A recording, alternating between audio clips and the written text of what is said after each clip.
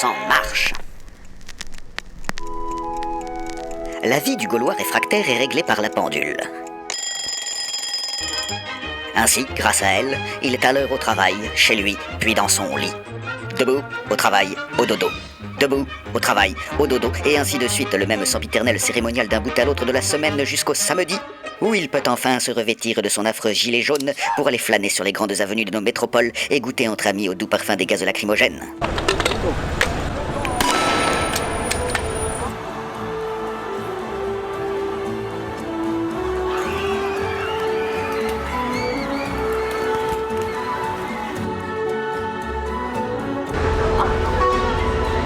Putain, t'es gamin! Niquez vos mères!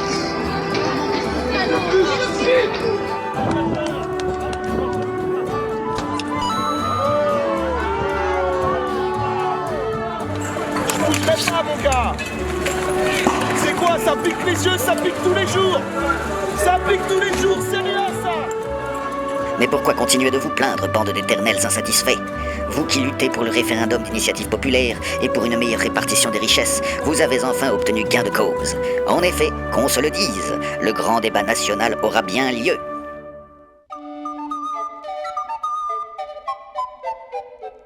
Le grand débat. Ah oui, Français. Pour prouver qu'il est bien à l'écoute de tes problèmes, notre courageux président compte bien mouiller la chemise en sillonnant l'Hexagone pour faire de très longs monologues face au maire qu'il avait refusé de rencontrer 6 mois plus tôt, mais également pour discuter respectueusement avec ses administrés. Faut proposer des vraies réformes, mais la vraie réforme, elle va avec la contrainte, les enfants. Connard! Elle va avec la contrainte, les enfants. Connard! La contrainte, les enfants. La contrainte, les enfants. Où tu te crois, connard? Si cela ne vous suffit pas, sachez que le gouvernement et la sphère médiatique ont mis les petits plats dans les grands. Ainsi, le grand politologue Cyril Hanouna, connu pour mettre des nouilles dans le slip de ses chroniqueurs, est appelé à la rescousse pour faire vivre ce grand moment de citoyenneté.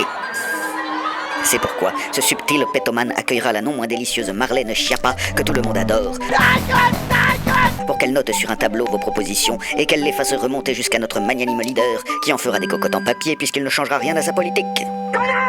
Alors, les enfants, vous êtes satisfaits? C'est du pipeau. Foutage. De gueule, parce que c'est le seul emploi. Seul emploi, oui. Comment? Vous ne comptez pas abandonner la lutte? Les 12 morts et les milliers de blessés provoqués par votre incontrôlable mouvement ne suffisent toujours pas à calmer vos ardeurs de factieux. Eh bien, allez vous faire cuire un œuf, car non, nous n'aurons pas un mot pour les victimes. D'ailleurs, comme le dit le premier flic de France... Moi, je ne connais aucun policier, aucun gendarme qui est attaqué des gilets jaunes. Oh, certes, il y a du monde pour accuser le brave inspecteur Laburne de n'avoir aucune compassion pour cette grand-mère tuée par un éclat de grenade alors qu'elle fermait ses volets. Mais où sont les sympathisants des gilets jaunes pour prendre la défense des petits commerces des grandes avenues qui voient leur chiffre d'affaires baisser à cause du climat insurrectionnel? Qui va enfin dénoncer ces ignobles bloqueurs de ronds-points qui poussent les vrais citoyens en marche sains d'esprit à foncer dans la foule avec leurs véhicules? Pour mettre fin à toutes ces dérives, il est plus que temps de voter la salutaire loi anti-casseurs proposée par l'exécutif. Qu'on se le dise, ce texte n'est pas une loi anti-gilet jaune, mais bien un dispositif visant à sortir tous ces activistes violents des cortèges pour que les manifestations puissent se dérouler de façon républicaine, comme c'est le cas sur la photo suivante. Ceci est un casseur qui mérite une garde à vue. À l'évidence, cette personne n'a aucun rapport avec le vrai combat des Gilets jaunes, à savoir suivre l'exemple de cette opportuniste jeune femme en créant une liste aux élections européennes avec des sympathisants de la République en marche pour diviser l'opposition et ainsi assurer une victoire facile aux idées progressistes de notre président éclairé. La vraie réforme, elle va avec la contrainte, les enfants. Honte à Jérôme Rodriguez, cet activiste plombier, figure emblématique des Gilets jaunes, qui prenait les plateaux de télévision en otage pour répandre son discours de haine. On est une génération sacrifiée et polluée. Je ne veux pas de ça pour mes enfants. Je ne suis ni raciste, je ne suis ni violent. Je veux simplement revendiquer nos droits. Ça fait trop longtemps que ça dure. Alors, on fait des lives Facebook où l'on appelle les manifestants au calme? Les Black Blocs sont attaqués, c'est pas les flics pour le coup.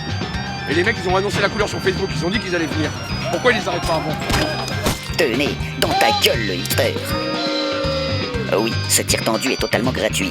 Oui, c'est bien une provocation indigne de la part de nos CRS, et non, personne ne se laissera berner par votre chialerie injustifiable.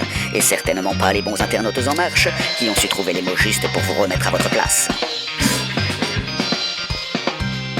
Qu'on se le dise, face à la barbarie poujadiste, les bons citoyens se réveillent.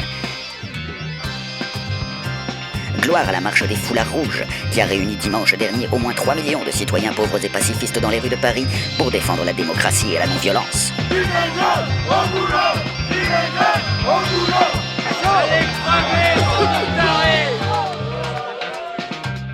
Hier, il y a eu quelqu'un qui a perdu un œil, c'est de sa faute? C'est de sa faute, écoutez. Et il savait à quoi il s'engageait. Il a mis son œil comme un trophée. C'est pas responsable. C'est exactement ce qu'ils veulent. Ils veulent discréditer la police. Ils veulent salir les forces de l'ordre. Seule l'Europe, seulement l'Europe pourra encore être rempart à ces extrémistes. Qu'est-ce qui vous fait dire que c'est des gens d'extrême droite? Qu'est-ce qui vous fait dire ça?